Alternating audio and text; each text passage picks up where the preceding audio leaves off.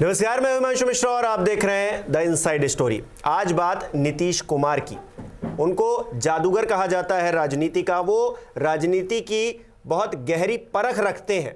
तो क्या उन्होंने 2024 के चुनाव से पहले एक बार फिर से कुछ परखना शुरू कर दिया है? क्योंकि जो उनके अंदाजे बयां हैं वो बदलने लगे हैं।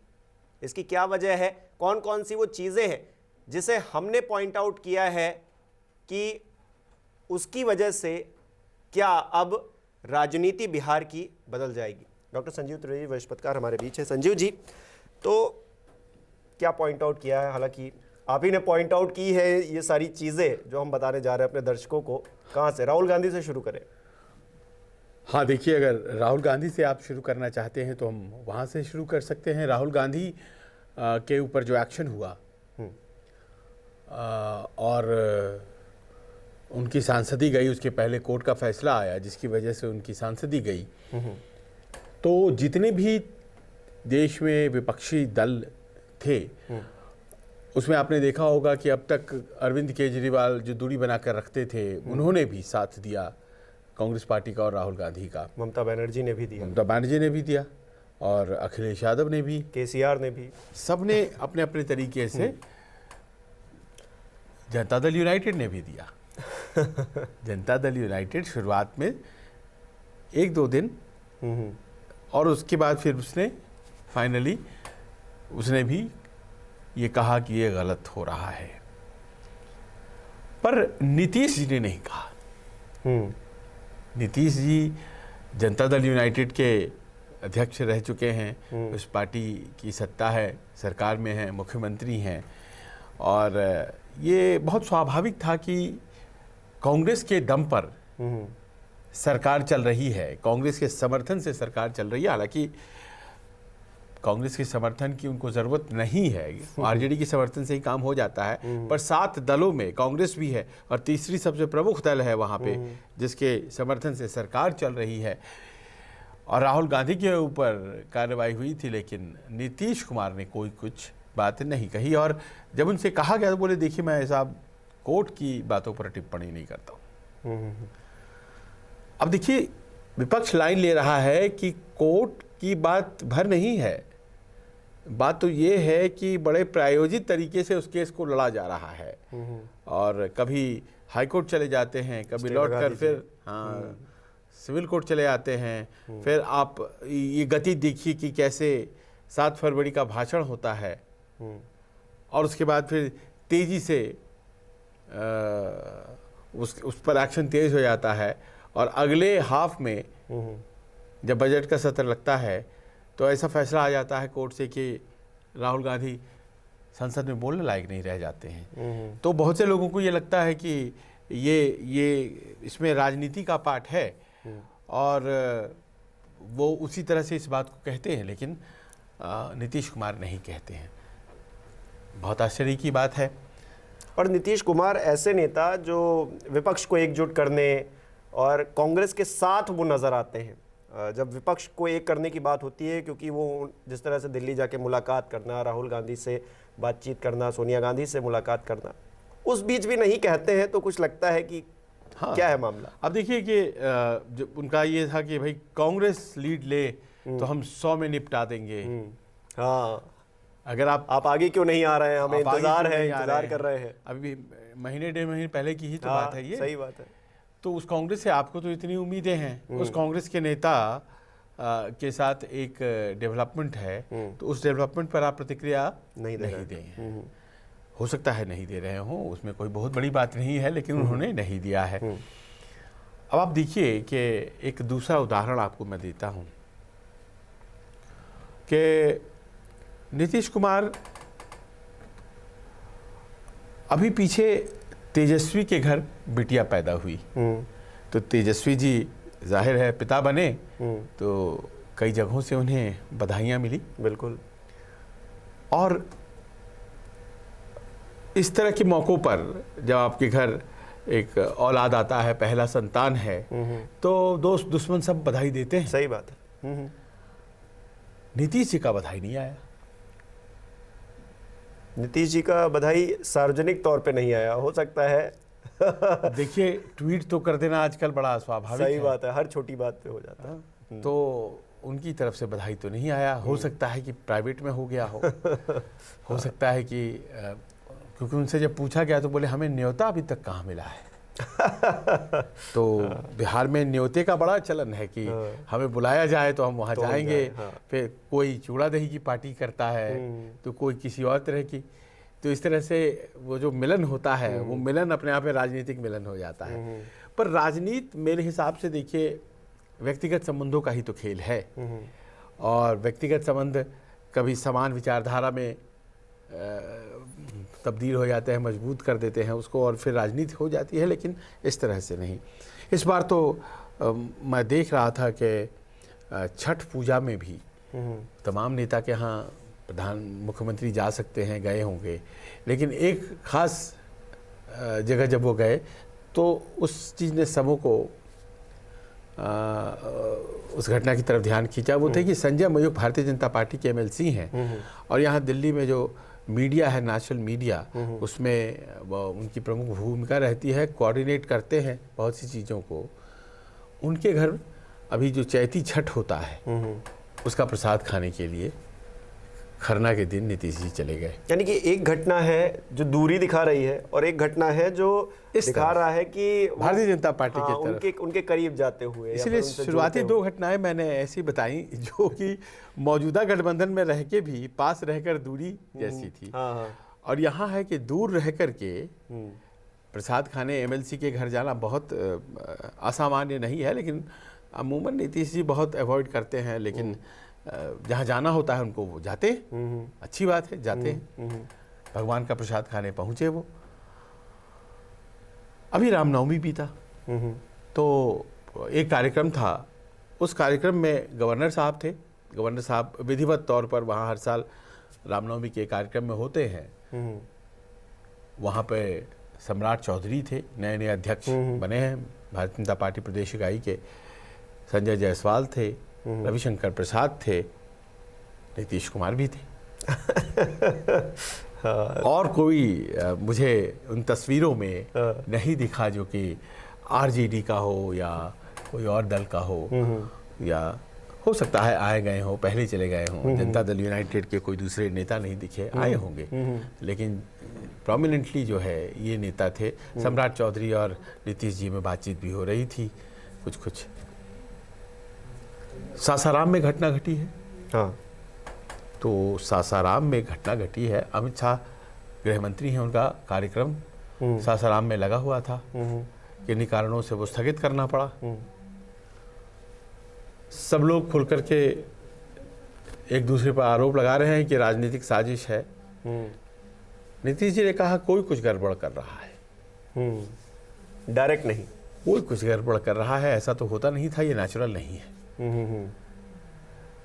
मैं नहीं जानता कौन कर रहा है लेकिन एक स्वाभाविक तरीके से एक दूसरे को लपेटे में लेने का इन मौकों पर जो है मैंने बयानबाजी होते देखी है।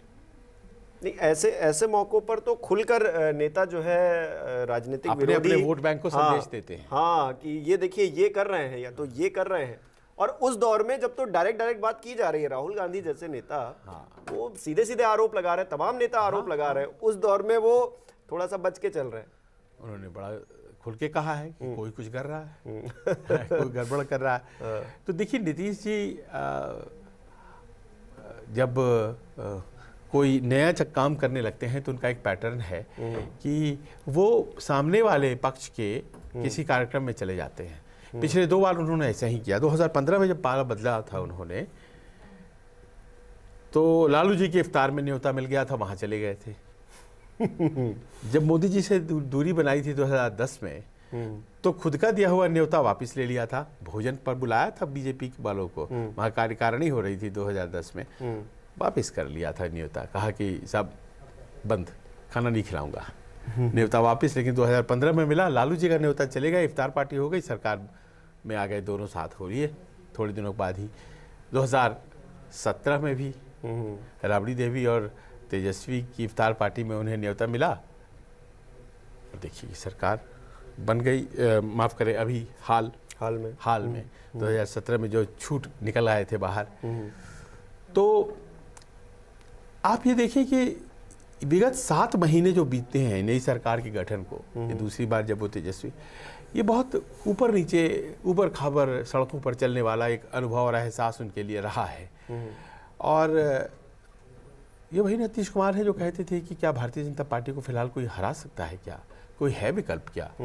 आज बोलते हैं वो हम 100 से नीचे कर देंगे। तो कहीं ना कहीं वो जो एक पॉलिटिकल कन्विक्शन होता है ना, वो कमज़ोर होता है लोगों को उनके प्रति या किसी भी नेता के प्रति, कि आप क्या बोल रहे हैं, आप कब क्या बोल रहे हैं, कि आप अपने आप को केवल फ़ायदे की तरफ रखने के लिए ही बोलते हैं क्या, बयान देते हैं क्या। मैं नहीं जानता कि आगे क्या होने वाला है, क्योंकि अमित शाह पिछली दफ़ा जब गए तो उन्होंने तो स्पष्ट कर दिया कि भाई नीतीश बाबू आपके लिए गेट बंद है।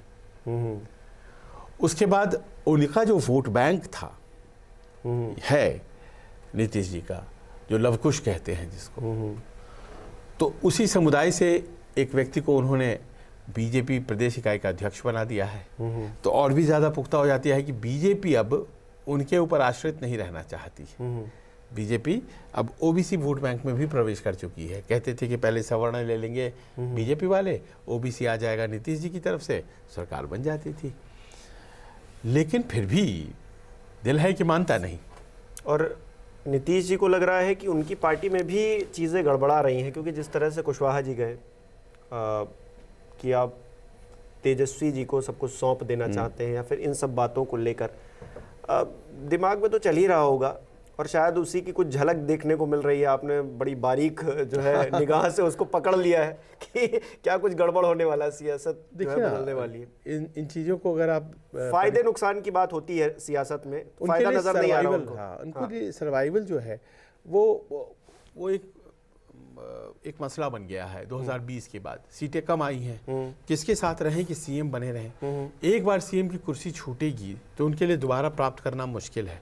तो 2020-2025 तक जाएगा ये कार्यकाल। इस कार्यकाल में बने रहना एक बहुत बड़ी समस्या है। आरजेडी वो मुखर होती जा रही है, बीजेपी के खिलाफ होती जा रही है, और तेजस्वी का कद बढ़ता चला जा रहा है। बहुत से क्वार्टर से ये मांग होने लगी थी कि नहीं, तेजस्वी को आप मुख्यमंत्री का कुर्सी दे दीजिए। उन्होंने भी खुद कहा था कि मैं निकल जाऊंगा और देश भर में लोगों को लामबंद करूंगा। वो काम तो हो नहीं पा रहा है। अब ये देश भर में लामबंद करने वाली बात, उसमें तो राहुल गांधी ने लीड ले ली है। उनके आसपास लामबंदी ज्यादा हो रही है। सही बात है। तो नीतीश जी के लिए वहां पे स्पेस तो बचा नहीं, तो दिल्ली भी चले आए और पता चला वहां भी ना रहें तो फिर कहाँ जाएंगे। वो आश्रम वाली बात तो शिवानंद जी जो बोलते हैं कि आश्रम में चले जाएं तो उनको आश्रम जाना पड़ जाएगा। तो आश्रम नहीं जाना चाहते हैं वो वहीं बने रहना चाहते हैं, और जहां भी सूट करेगा वो चले जाएंगे। अब मसला ये है कि पहले की तरह बीजेपी जैसे तुरंत बुला लिया करती थी, आ जाइए साहब, कहीं भी हैं आ जाइए, आपकी ही मदद से सब कुछ होगा। इस बार वो उतना ज़्यादा स्वागत रेड कारपेट नहीं दिखा रही है। तो बार बार हालांकि अभी समय भी है, बहुत समय है। 24 में तो समय है, बिहार में तो अभी उसके बाद मामला होना है। और भारतीय जनता पार्टी ने हमेशा तभी बेहतर किया है जब वो साथ आई है नीतीश जी के, तभी वो उसने बेहतर किया है। तो क्या होने वाला है, साथ आ जाएंगे या फिर कोई और कॉम्बिनेशन है। 3 वे फाइट तो नहीं होने वाला है। 3 वे फाइट तो नहीं होने वाली है। 2 वे फाइट की बात हम लोग कर रहे हैं। जब नीतीश जी उसी तरफ रहते हैं, लालू जी के साथ रहते हैं, तो उस कॉम्बिनेशन में इतनी ताकत है कि वो बीजेपी को हिला दे, बहुत सी जगहों पर मात खाएगी। हालांकि भारतीय जनता पार्टी अब उतनी कमज़ोर नहीं रही, बैकवर्ड्स में भी जो ओबीसी वोट बैंक है उसमें भी सवर्णों की ही पार्टी भर नहीं रह गई है वो। लेकिन वो जो कॉम्बिनेशन बनता है जेडीयू आरजेडी का, वो कई जगहों पर तो अभेद किले के तौर पर हो जाता है। तो क्या उस बात को देखते हुए भारतीय जनता पार्टी आने वाले कुछ 8-9 महीने में जो करने वाली है उसके संकेत नीतीश जी ने देना शुरू कर दिया है। और राजनीति में कुर्सी के लिए क्या कुछ नहीं हो जाता, और नीतीश कुमार इससे बड़े मतलब उदाहरण हो नहीं सकते भारतीय राजनीति में। जितनी बार उन्होंने इधर से उधर किया है, तो इस बार भी हो जाए तो ज़्यादा आश्चर्य की बात होनी तो नहीं चाहिए। आप नहीं कह सकते हैं। और जैसा कि आपने कहा राजनीतिक संभावनाओं का खेल है, अब देखते हैं वक्त क्या बताता है, लेकिन हाल के दिनों में जो राजनीतिक आचरण था ना, वो नीतीश जी का, जो लोग पढ़ते हैं राजनीति को बिहार की, उत्तर प्रदेश की, तो वो ये सब चीज़ भी देखते रहते हैं साथ ही साथ। तो लग रहा है कि कुछ हो रहा है, पता नहीं चल रहा है क्या हो रहा है। पर्दे के पीछे कुछ ना कुछ तो गेम चल रहा है, लेकिन खुलकर हालांकि कब सामने आएगा, किस रूप में सामने आएगा, ये कह पाना फिलहाल के लिए मुश्किल है। लेकिन हमारे दर्शक कमेंट करके अपनी राय ज़रूर बता सकते हैं, उनको क्या लगता है नीतीश कुमार को लेकर। हालिया जो कुछ बातें हम लोगों ने पॉइंट आउट की हैं कि इन चीज़ों से लग रहा है कि कहीं ना कहीं उनका मन डोल रहा है, तो क्या सच में डोल रहा है? कमेंट करके बताइए। बहुत बहुत शुक्रिया।